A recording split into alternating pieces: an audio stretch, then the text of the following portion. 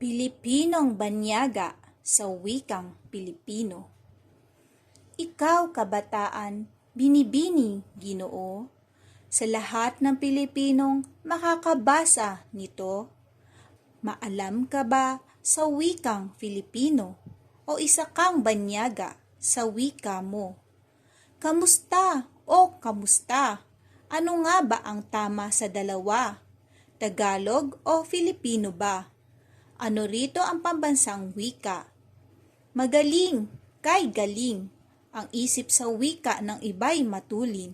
Kapag wikang Filipino ang usapin, bakit ba ikay nagiging antukin?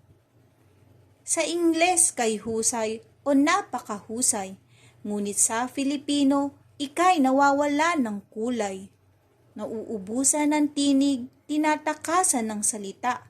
Hala siya, sa sariling wika niya ay banyaga.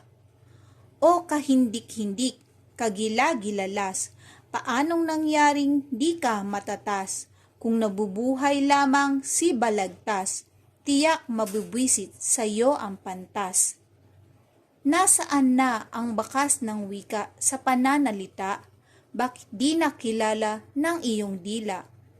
Napakarikit naman ng ating wika. Sana lang ito'y iyong nakikita. Buksan laman ang iyong kamalayan, ang wika nating makulay kung mamasdan. May kapangyarihang magbuklod ng mamamayan, ng mga mamamayang niyayakap nitong bayan. Ang Pilipinong banyaga sa wikang Filipino ay di dapat tawaging isang Pilipino. Mahal mo lang ang Pilipinas kapag gusto mo. Ngunit hindi ba dapat mahalin mo ang lahat ng tungkol dito?